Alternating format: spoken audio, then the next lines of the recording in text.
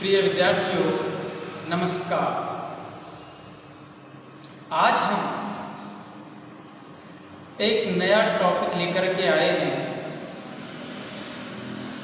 उस टॉपिक का नाम है छंद, जो कि हिंदी का बहुत ही इम्पोर्टेंट टॉपिक है, बहुत ही महत्वपूर्ण टॉपिक है, जिसका नाम है छंद। कौन सा है? छंद।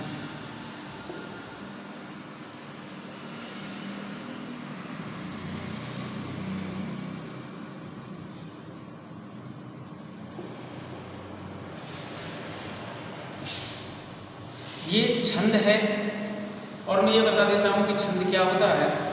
देखो, छंद एक साधारण भाषा में कहते हैं जब हम कोई काव्य में किसी कविता को पढ़ते हैं तो उसमें काव्य के सभी नियमों को पुरो दिया जाता है, तो वह छंद कहलाता है। तो हम एक सिस्टमेटिक तरीका से हम छंद की परिभाषा देंगे कि साहित्य में कोई भी पद रचना जब यति, गति, लय, संगीत तथा वर्णों की संख्या, गणना आदि के विशेष नियमों से युक्त होती है तो उसे छंद कहा जाता है। समझ गए आप कि जिस रचना के अंदर यति, गति, लय, वर्णों की संख्या, गणना आदि नियम आ जाते हैं तो वह क्या कहलाता है? छंद कहलाता है। और देखो, छंद का जो सर्वप्रथम उल्लेख किया गया था वह ऋग्वेद में किया था। कहाँ किया गया था? सबसे पहले ऋग्वेद में किया था। परंतु आचार्य पिंगल द्वारा जो रचित छंद सूत्र है वह छंद शास्त्र का आदि ग्रंथ कहलाता है। छंद शास्त्र का क्या कहलाता है? आदि ग्रंथ। कौन? पिंगल का छंद सूत्र। आदि ग्रंथ का मतलब होता है प्रारंभिक जो ग्रंथ है छंद शास्त्र का, उसे आदि ग्रंथ कहते हैं। तो ये कौन का था? पिंगल का था छंद सूत्र। तो देखो, छंद मुख्यतः दो प्रकार के होते हैं। एक होता है वार्णिक छंद और दूसरा होता है मात्रिक छंद। एक होता है वार्णिक छंद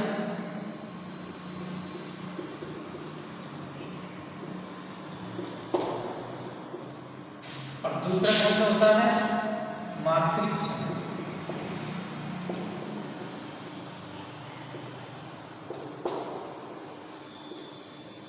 ये दो प्रकार के छंद होते हैं, एक वार्णिक छंद होता है और दूसरा मात्रिक छंद होता है।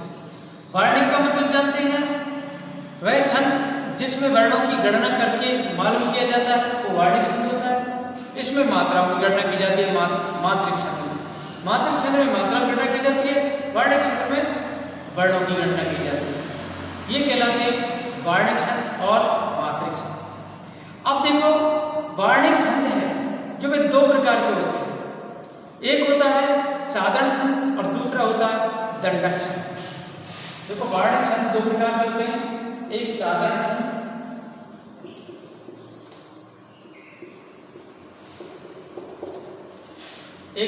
छंद होता है और दूसरा होता है दंडक छंद।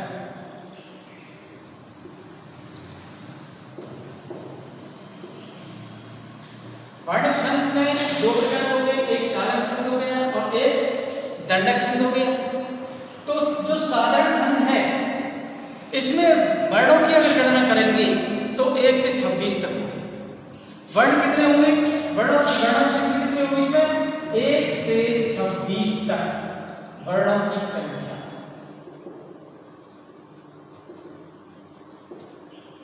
और दंडक छंद है, दंडक छंद में वर्णों की संख्या 26 से अधिक है। दंडक छंद में 26 से अधिक। दंडक छंद कितनी होती है वर्णों की संख्या? 26 से अधिक। तो आप जान चुके कि साधारण छंद में तो 1 से 26 तक होती है वर्णों की संख्या और दंडक छंद में 26 से अधिक होती है। तो देखो ये तो थे वर्णिक छंद। इसी प्रकार मात्रिक छंद होते हैं। मात्रिक छंद में मात्राओं की गणना के आधार पर रचा गया छंद मात्रिक छंद कहलाता है। मात्रिक एवं वर्णिक दो प्रकार के छंदों के तीन उपभेद माने गए हैं। मतलब वर्णिक और मात्रिक, उनके तीन उपभेद माने गए। कौन कौन से? एक समछंद होता है, एक अर्ध समछंद होता है, एक विषम छंद होता है।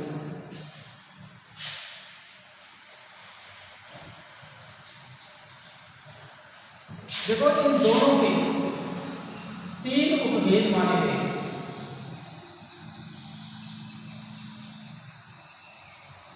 एक होता है कौन सा? एक होता है समछंद और दूसरा होता है अर्ध समछंद और तीसरा विषम छंद। समछंद,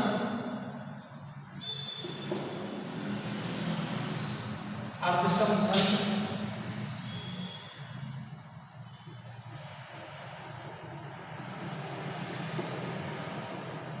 और विषम छंद।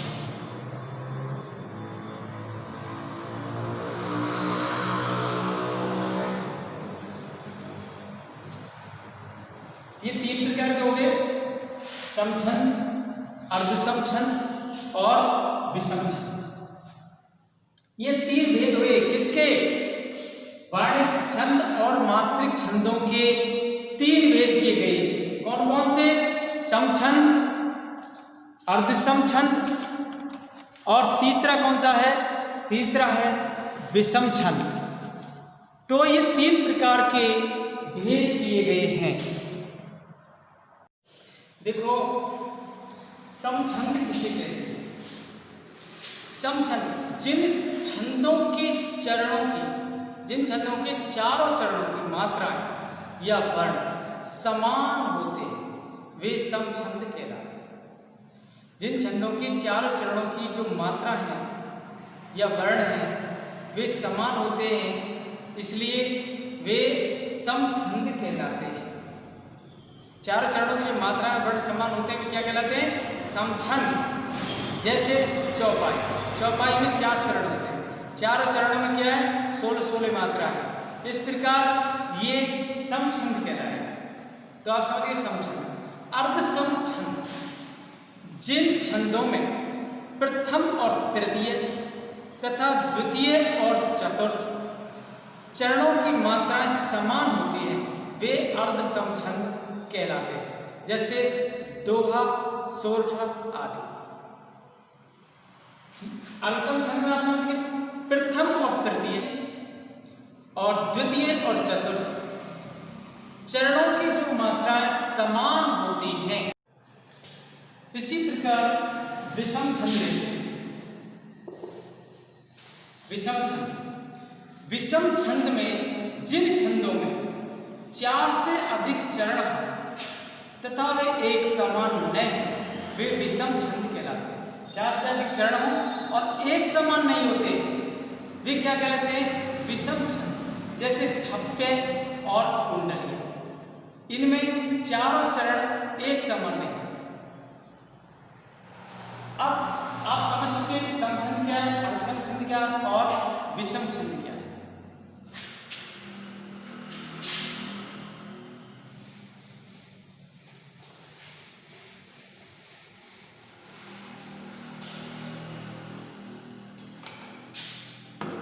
अब मैं बताता हूं आपको यति, यति क्या है, गण क्या है। देखो यति,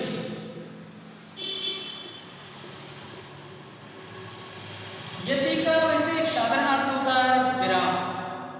यति किसे कहते हैं? विराम। जब हम पद का वाचन करते हैं और जब हम पद का वाचन करते हैं और जहां पर विराम लगाया जाता है, विराम लिया जाता है, वही यति कहलाता है। सिस्टेमेटिक तरीके से बोल देते हैं जैसे कि पद्य का वाचन करते समय जहां पर विराम लिया जाता है उसे यति कहते हैं। समझ गए? देखो ये तो हो गया यति। जब हम पढ़ते हैं किस चीज को और जब विराम ले लेते हैं तो वो यति कहलाती है। क्या कहलाती है? यति। अब गण क्या कहलाता है? गण किसे कहते हैं? देखो गण होता है तीन वर्णों का समूह होता है गण।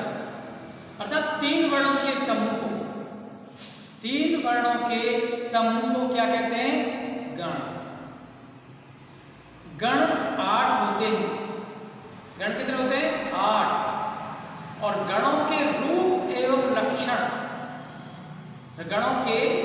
लक्षणों को समझने के लिए हमें एक सूत्र समझना होगा और तभी हम उन छंदों को सीख पाएंगे। जब हम गणों को नहीं समझ पाएंगे तो हम छंदों के विषय में कुछ भी नहीं जान पाएंगे।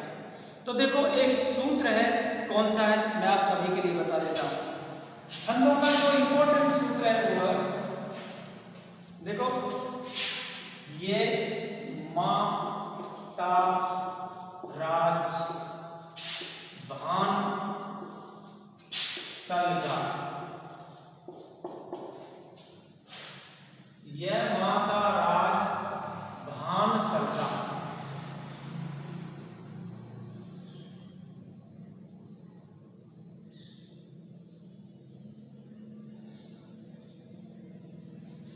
ये सूत्र है।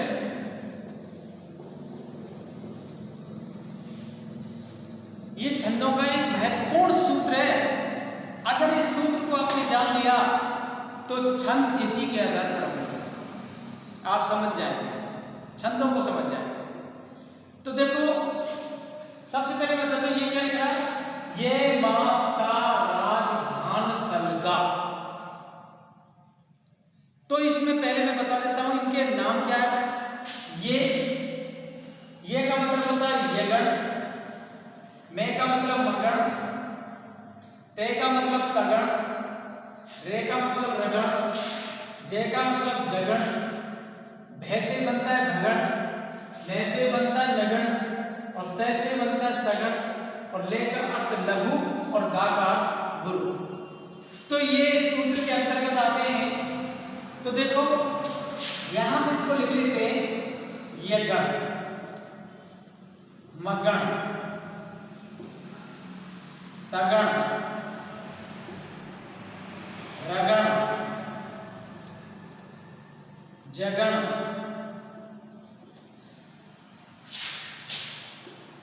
भगण, नगण, सगण, लघु और गुरु। ये सूत्र के आधार पर ये नाम हो गए यगण, मगण, तगण, रगण, जगण, भगण, नगण, सगण, लघु और गुरु। ये इन अक्षरों के नाम से ही इनके नाम बने हैं। पर मैं सबसे पहले बता देता हूं जो मात्राएं होती है उसमें जो एक मात्रा लेते हैं, एक मात्रा अर्थात जो लघु मात्रा होती है, लघु मात्रा उसको हम इस चिन्ह से संकेतित करते हैं। ये जो चिन्ह है वो है लघु मात्रा, लघु मात्रा का। और ये चिन्ह है जो है दीर्घ मात्रा। ये है कि लघु मतलब जिसे ऋषि बोलते हैं, ये दीर्घ या गुरु।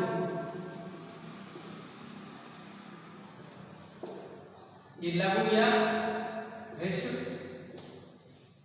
देखो लघु मात्रा को तो इस प्रकार के संकेतित करेंगे और दीर्घ को इस प्रकार। इसकी एक मात्रा पढ़ी जाएगी और इसकी दो मात्रा पढ़ी जाएगी। तो देखो जब हम इसमें मात्रा कैसे लगाएंगे, जैसे कि हमने ये से चालू किए ये गण, तो इसमें ये गण शुरू के 3 वर्ण लिए जाएंगे। ये से चालू हो तो आगे के 3 वर्ण देखेंगे। ये माता, जैसे कि ये माता ये बन गया तो इसमें एक देखो ये बन गई लघु मात्रा, इसकी ये गुरु और ये गुरु, क्योंकि ये ऋषभ स्वर है और ये दीर्घ है, इनमें मात्रा लगी हुई है, इसलिए ये 2 मात्रा पढ़ी जाएगी, ये 1 मात्रा लघु गुरु गुरु। ऐसे अब जैसे कि यगण की बन गई, उसी प्रकार तगड़ की मगड़ की केस बनेंगे। अब यहां से 3 वर्ण आगे चलेंगे तो ये मा ता रा तीनों गुरु बन गए, तीनों। इसकी दीर्घ मात्रा हुई गुरु हुई, 3 गुरु हुए इसको।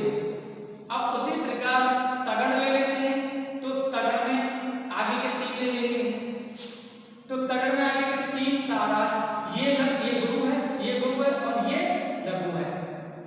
तो गुरु गुरु और लघु ये हो गया। उसी प्रकार रगड़, रगड़ में देखो आगे के 3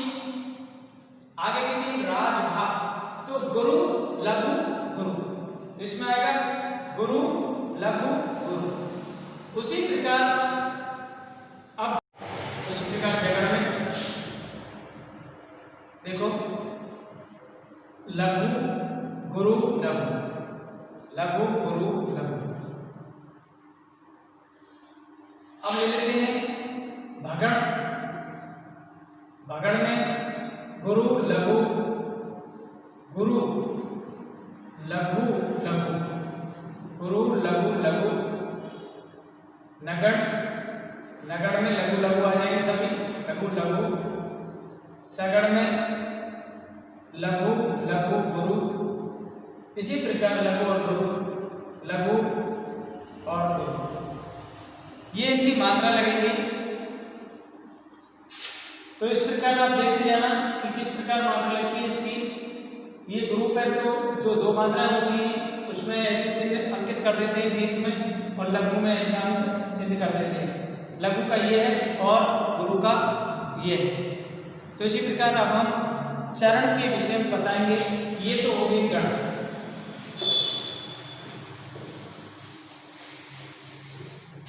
ये तो हो गए गण।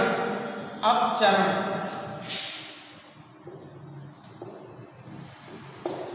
चरण का मतलब क्या होता है? देखो प्रत्येक छंद में प्राय 4 चरण होते हैं, आप सभी जानते हैं। प्रथम और तृतीय चरण को तो विषम चरण कहते हैं, और द्वितीय और चतुर्थ जो चरण होता है उसको हम सम चरण कहते हैं। प्रथम तृतीय को क्या कहते हैं? विषम चरण, और द्वितीय और चतुर्थ चरण को सम चरण कहते हैं। अब उसी प्रकार लघु और गुरु क्या होता है? देखो लघु और गुरु, छंद शास्त्र में ह्रस्व वर्ण होता है, ह्रस्व वर्ण, उसको तो लघु कहा जाता है, लघु कहा जाता है। ह्रस्व वर्ण होता है, ह्रस्व, उसको तो लघु कहते हैं। क्या कहते हैं? लघु, जिसे इस चिन्ह से संकेतित कर देते हैं। लघु किससे? इस चिन्ह से, इस चिन्ह से संकेतित कर देते हैं। अब दीर्घ वर्ण जो दीर्घ होता है उसको हम क्या कहते हैं? गुरु।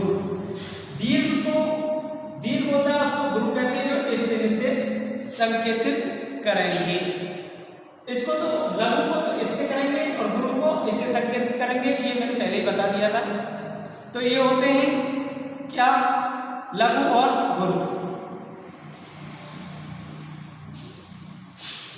अब देखो अगला लेते हैं मात्रा एवं वर्ण। मात्रा एवं वर्ण, मात्रा एवं वर्ण। देखो ह्रस्व, ह्रस्व कहते हैं लघु। ह्रस्व स्वर होते हैं ए, ई, उ और रे।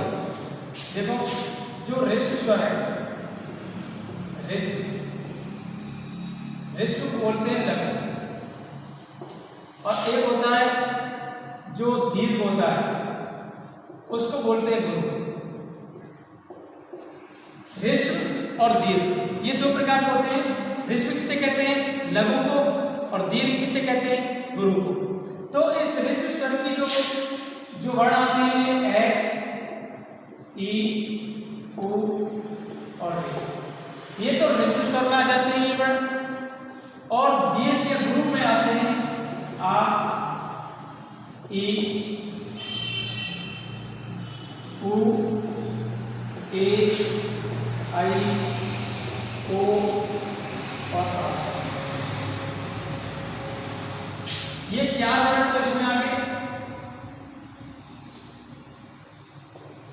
और ये 7 वर्ण, 7 वर्ण गुरु के हो गए। लघु के हो गए 4, गुरु के हो गए 7। लघु के कितने हो गए 4 और गुरु की कितने वर्ण हो गए 7 वर्ण। तो ये ध्यान रखना है आपको, लघु में आते हैं ए ई उ और रे, और गुरु में आते हैं आ ई उ ए आई ओ औ, ये आते हैं गुरु में। तो आप ह्रस्व और दीर्घ स्वरों, दीर्घ को आप जान चुके हैं, ये मात्रा और वर्ण के आधार पर आएंगे। तो आप ये भी जानते हैं कि लघु का चिन्ह क्या होता है और गुरु का चिन्ह क्या होता है। लघु की 1 मात्रा होती है, गुरु की 2 मात्रा होती है। अब कुछ नियम हैं, इन मात्राओं का निर्धारण करने के लिए कुछ नियम बनाए गए हैं, वो आप सभी को ध्यान रखना है, उनको याद करना है। देखो, मात्राओं का निर्धारण करने के लिए कुछ नियम बनाए गए हैं, जैसे कि मात्रा केवल स्वरों की होती है, व्यंजनों की नहीं होती। मात्रा किसकी होती है? स्वरों की होती है, व्यंजनों की नहीं होती है। और ए ई उ और री, ये 4 तो हो गए ह्रस्व वर्ण। कौन से हो गए? ह्रस्व लघु वर्ण। इनकी 1 मात्रा होती है। इनकी कितनी मात्रा होती है? 1 मात्रा होती है। और जो दीर्घ हो गए आ ई उ ए आई ओ औ, इनकी ये गुरु वर्ण होते हैं, इनकी 2 मात्राएं होती हैं। अब इसी प्रकार यदि किसी लघु वर्ण पर अनुस्वार लगा हुआ हो तो उसे दीर्घ माना जाएगा और उसकी 2 मात्रा गिनी जाएगी। अनुस्वार कितनी मात्रा गिनी जाएंगी? 2, क्योंकि वो दीर्घ माना जाएगा।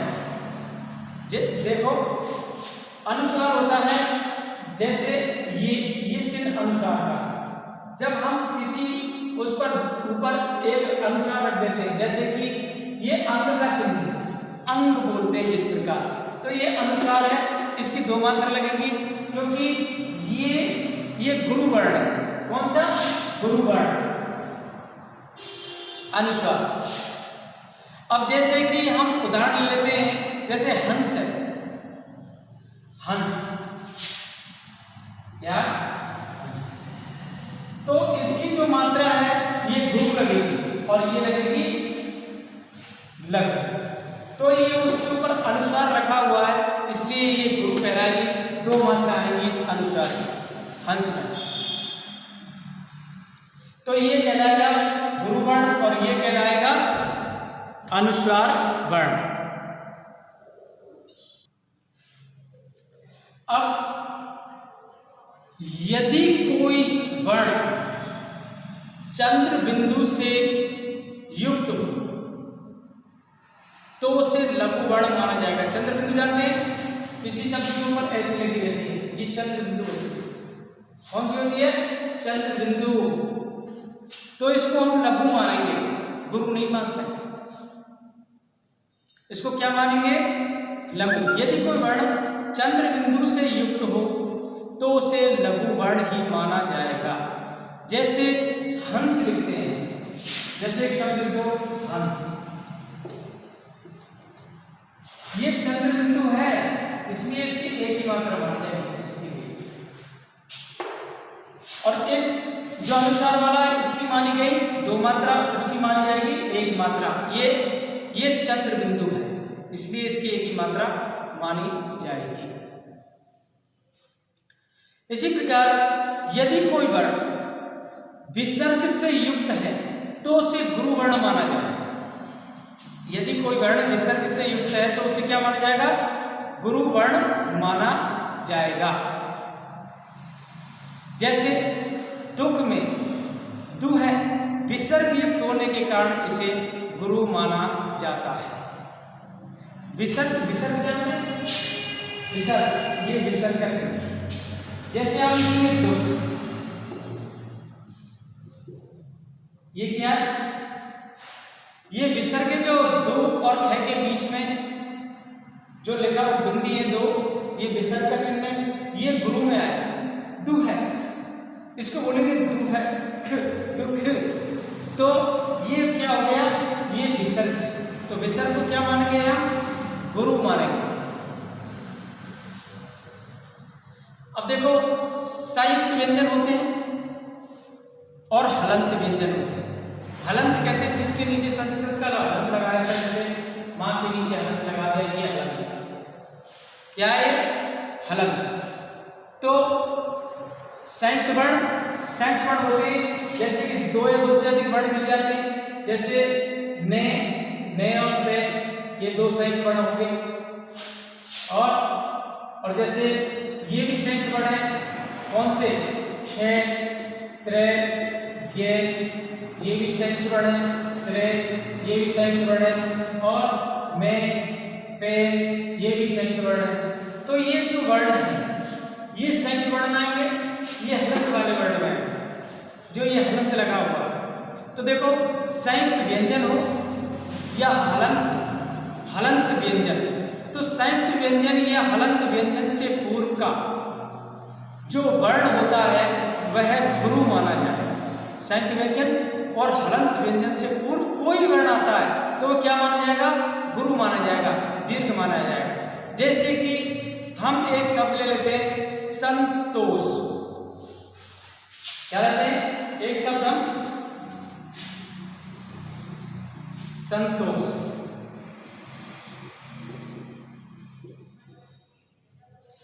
तो ये जो क्या है, ने और ते, ये जो ने और ते, ये आ गया हमारे पास संयुक्त वर्ण। और संयुक्त वर्ण से पहले का जो वर्ण होता है वो क्या बन जाएगा, गुरु माना जाएगा। इस से को गुरु बना देंगे। और ये जो तोष है, तो ये तो गुरु है ही है, इसको गुरु हो जाएगा, ये लघु हो जाएगा। तो ऐसे हुआ, ये कैसे हुआ, संतोष, ये गुरु होगा, ये भी गुरु होगा और ये लघु होगा। कैसे कि ये संयुक्त वर्ण से पहले का वर्ण गुरु होता है, और ये तो पहले से ही गुरु है इसलिए गुरु होगा, और ये लघु। तो इस प्रकार ये संयुक्त वर्ण से पहले का जो वर्ण होता है वो क्या कहलाएगा, वो गुरु वर्ण कहलाएगा। अर्ध वर्ण से पूर्व जो वर्ण होता है, अर्ध वर्ण होता है आधा वर्ण, उससे पूर्व का जो वर्ण होता है वह क्या माना जाएगा, वह गुरु माना जाएगा। जैसे हम सत्यम शब्द लिख लेते हैं, क्या लिखते हैं, सत्यम।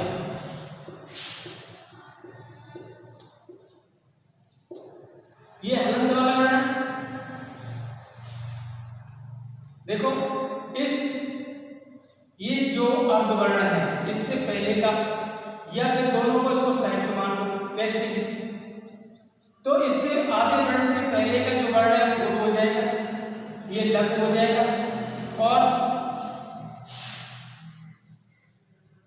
हलंत से पहले का वर्ण गुरु होगा और ये लघु हो जाएगा।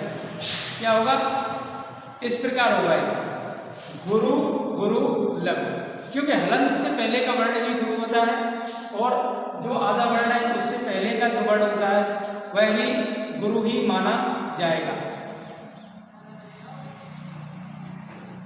अब एक मुख्य बात एक और है, अंग और अह जो विसर्ग होता है, अंग और अह में दीर्घ मात्रा मानी जाएगी। अंग और अह मतलब अनुस्वार और विसर्ग, इनमें दीर्घ मात्रा मानी जाएगी। और चंद्र बिंदु से वर्ण पर कोई भी फर्क नहीं पड़ेगा, वर्ण से मात्रा पर कोई फर्क नहीं पड़ेगा, चंद्र बिंदु से तो कोई फर्क नहीं पड़ेगा, पर जो अनुस्वार है, विसर्ग है, वो दीर्घ या गुरु मान ली जाएंगी। जैसे मैंने पहले आपको बताया था हंस, जैसे कि यह हंस बताया था, तो ये चंद्र अनुसार वाली ये मान ली गुरु और ये ये लघु। इसी प्रकार ये आंसर वाली है, ये सॉरी उसकी चंद्र बिंदु की है, इसलिए इससे कोई फर्क नहीं पड़ता, इसलिए ये लघु की लघु ही रहेगी। अब जैसे एक शब्द आता है स्वास्थ्य, तो इसमें दो वर्ण है, तो ये तो हो गया गुरु, क्योंकि ये वाह है, और इसमें ये सब क्या है, आदि वर्ण है। आदि वर्ण होने के कारण ये लघु ही रहेगा। तो ये दो वर्ण है, इसमें तीन मात्राएं होंगी, दो वर्ण और तीन मात्राएं होंगी। तो बच्चों, आप छंद के बारे में जो महत्वपूर्ण जानकारियां थी वो आप सभी ने समझ ली है। अब हम आगे छंदों को विस्तार से समझाएंगे, उदाहरण दे करके, कि छंद में कौन कौन सी मात्रा लगती हैं, और छंद में जो कि वर्ण आते हैं वो कौन से वर्ण आते हैं, उनके आधार पर छंद को क्या नाम दिया गया है। धन्यवाद।